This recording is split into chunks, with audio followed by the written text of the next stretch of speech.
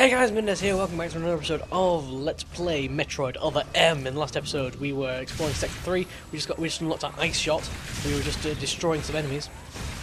Because that's what we do. We destroy enemies. Oh, we do have a rainbow shot.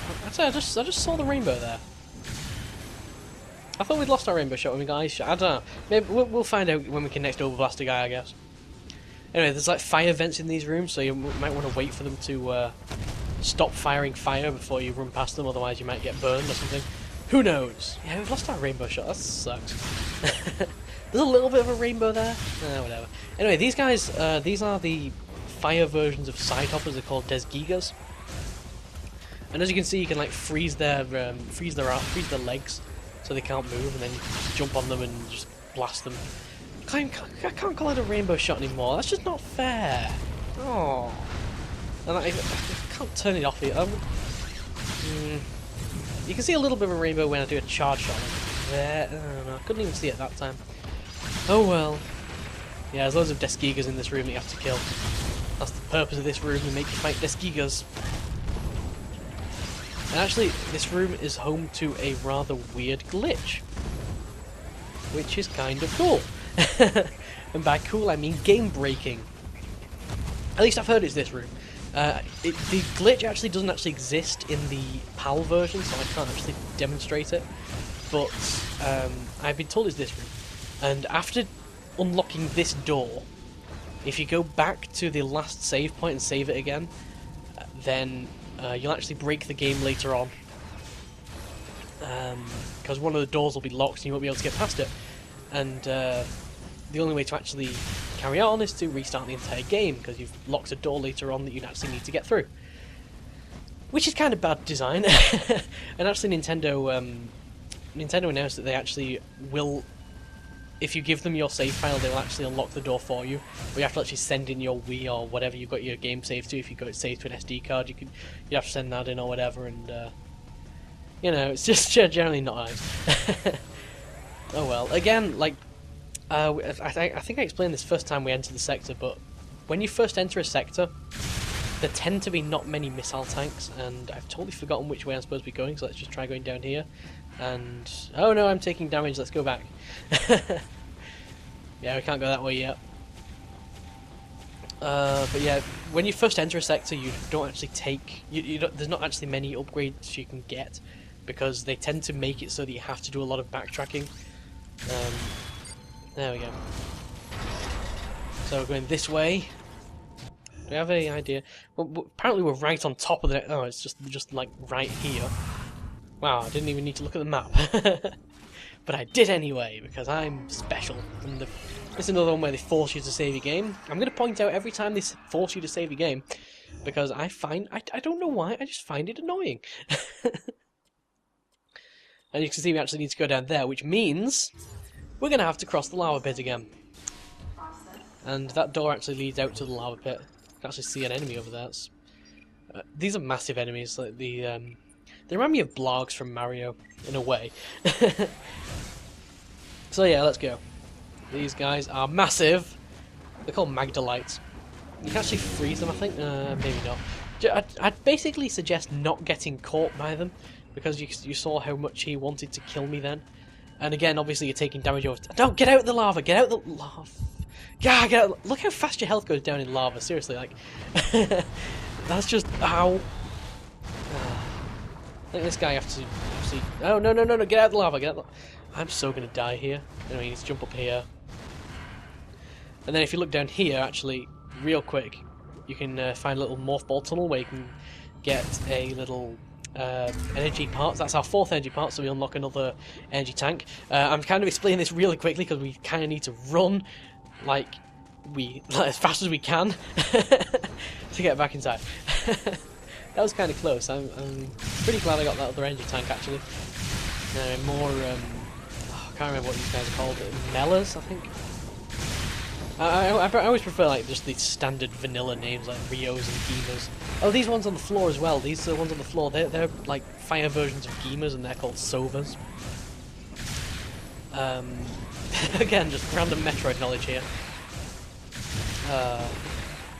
Yeah, if you freeze a Mela, then they won't actually be able to fly, and when Melas can't fly, they actually die.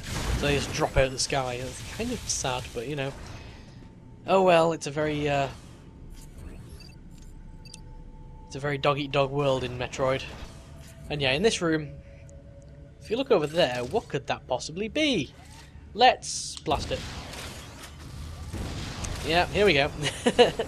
If you walk into this room, like, if you just walk into this room normally, we get this little boss fight with this thing. It's called an Asborian, I think. It's really annoying. It's actually mostly just armor, but obviously because of that, ow, ow, ow, it's freaking hard to hit because all your shots just bounce off it or whatever. And the only time you can really hit it is when it's about to hit you. Like you can't hit it at all when it's on the floor or when it's walking towards you, really. So oh, these little spawns he does. If you jump over them, they explode underneath you. That's the safest way to kill them. Come on, lift your head up, lift your head up, lift your head up, dude, lift your head up, lift your head up. There we go. His weak spot's just under him, so that's how you're supposed to hit him. It actually takes quite a bit of killing this guy, actually. Come on, lift your head up, lift your head up, lift your head up. There we go. That's what you need to do. Also, I don't really know what I did there. I just kind of jumped for it, and it worked out, so whatever. You know, when he's like going all around the floor like that, just spawning babies. Just babies appearing out of his head. You can also hit him in the neck, because like the armor's just like armor for him, so he's just... yeah, there we go. And then you got to lethal strike him to get the actual Asborian out. Oh, don't wrap me up, dude. Don't... oh god. Where is he? I'm terrified right now. Don't hit me. Thank you. Is he actually gone? Oh, he has gone because the door's open. Oh, whatever. I'm kind of confused as to what happened there, but yeah, you basically need to lethal strike to get him out of the armor, and then just hit him, I guess. I don't know. It's kind of a weird one. Anyway, yeah, the missile tank over there that I just got, you saw me get. And now let's go this way, and I think if we go up here, and this little tiny little tunnel thing, you can get yet another missile tank. Does it actually drop into the next room? Yeah, it does. Well, that was amazing to discover. And if we come this way, I really hope I've got enough health for this, because, yeah, we're going outside again. And this is kind of scaring me. Oh, and there's also, like, you can see the volcano in the distance. We're actually going towards that. See a little door in the base of the volcano, which makes no sense. But yeah, it's just our random exploration of Sector 3, you know, running up to a volcano. A volcano that's actually in the process of erupting, which, you know, isn't that nice. And there's actually something that really annoys me about Samus that we're going to find out probably maybe in this episode. But it's something that really annoys me about Samus, and it just reconfirms my belief that she is just an idiot in this game. But anyway, if we come in here, they probably won't find it in this episode. I actually forgot about this room. More Zabesians. Just...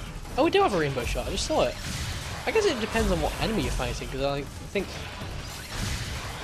there were definitely no rainbow shots on those other guys that might be side hoppers. But the Zabesians have one, so that everything's fine as long as we can use a rainbow shot.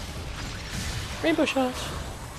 Right, once you destroy all those, this little terminal will light up. You don't want to destroy a terminal because, well, mostly because you can't. And then the lava level will go down.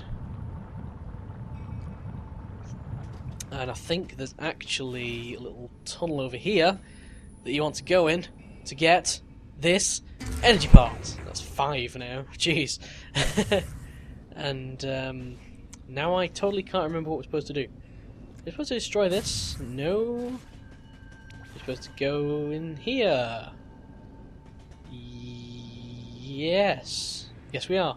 And you'll notice that our health started going down again. This annoys me. This very much annoys me. And actually, yeah, you need to run up the volcano first, because as soon as you start running up the volcano, oh my god, the lava level is rising! Yeah, this is kind of an epic scene, honestly.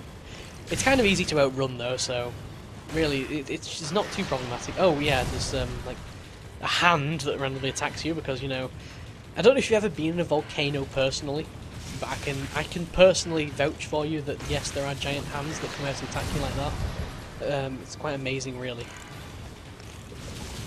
Anyway, yeah, a little morph ball bit here. Just kick climb up here. Morph ball mode up here. And there we go, we're at the top already. That was simple. Okay, what the hell? Activate the various feature on your suit. She has, throughout this entire Sector 3, she's had a mode on her suit that she could have activated at any moment that protects her from all heat damage and reduces enemy attack damage. Why would you have that disabled? No. Why would you have that disabled ever? Like, okay, you're entering a volcano. You might think of, like, radioing Daddy and going, Daddy, do you mind if I turn on my heat protection? Like, Samus! Think! You could have protected yourself against all heat damage. And that's all I have to say about that. And then we get grabbed by a giant hand, because obviously why not, and actually, we have to, I think that's pretty automatic. So, well. And this is the next boss of the game, Goyagma. And then we got the Varia feature, so we actually take less damage from all enemies, and reduce heat damage, like... Samus, you're an idiot. Like, I could understand if you picked it up off the floor, then fair enough, she didn't have it before. But she's had it all the time! She just didn't think to turn it on, even though she was dying. And, I will not shut up about that. Anyway, yeah, this guy's basically going to try and hit you, and I'm just letting him hit me, to be honest. Anyway, what you're supposed to do is attack the weak spot. The weak spot's always going to be a red flashing dot. As you can see at the moment, it's on his neck, so you want to do that, and I think we have to missile it. Probably... yeah. So you got to freeze the red spot and then missile it. Freeze. Obviously using the ice beam here. Generally in this game, you always get the power-up you need to kill a boss just before the boss. It's kind of a coincidence, that, isn't it? Big coincidence. Oh yeah. As soon as he's frozen, he tries to get back inside the volcano to unfreeze himself. So you have to be sort of quick with your missiles. And this is another fight where you really have to be quick at switching between missiles and your normal shots. But yeah, now you'll notice the weak spot's disappeared from his neck, so now we're actually in phase 2. And now he's going to like slap the ground, and little fishes will appear underneath wherever you are. Just need to keep running around, it's not too hard, and then the red dot will actually appear on his hand. And you need to freeze his hand. And then overblast. And then hit him in the head. That's all automatic, by the way. You just jump on his hand and then the rest of it is automatic. Alright, then I'll go back in the volcano. You can see his health in the top right as well, so... I think phase 2 you only have to do the hand thing like twice or so. Anyway, more fissures here. He's not a hard boss. He's quite gentle, really. Quite, jump on his hand. Get on him. Sometimes you fall off. I'm not sure what depicts whether you fall off or not. But I have, on multiple occasions, just fallen off his head randomly and, like, had to do another phase or whatever. Alright, let's keep getting hit by everything he does. That sounds like an awesome thing. I use all these energy tanks we've been picking up as just an excuse to not play very well. That's my problem with this game. Anyway, he's just going to kind of... I like, just watch him for a bit. I just love how he looks so floppy. Like he's made of rubber or something. Looks like a Doctor Who monster. Anyway, just destroyed that. Overblast. And... probably fall off his head. Yep, there we go. Oh wait, no. Yay! Rainbow shot! Very clear rainbow shot. And is that it? I remember this fight being longer. Oh well. I guess that's it for Goyagma. And then the lava in the volcano goes down, because apparently the lava was just controlled by him. He controls the volcano. And you can't actually jump in the volcano, which really depresses me. Like, as a... you know, You know my play styles to be very exploratory, and in most games, I just take the stance of, hey, let's jump off as high things as possible, and that's why I played a paladin in World of Warcraft, because you can just jump off things and then become immune to all damage. But anyway, so yeah, now we're going down the volcano, and actually the lava level has actually gone way down below what it was before. And that's what we had to do, so now we can actually get further down in the volcano than we could before. You'll notice as well we're not actually taking any damage over time because Samus has stopped being an idiot. So now we're right at the bottom of the volcano, which we couldn't get to before. And over here, there is a door, which at this point you'd think, considering it's been under lava for like forever, that it would be pretty hot, but apparently it's not. So, I don't really know what's going on there.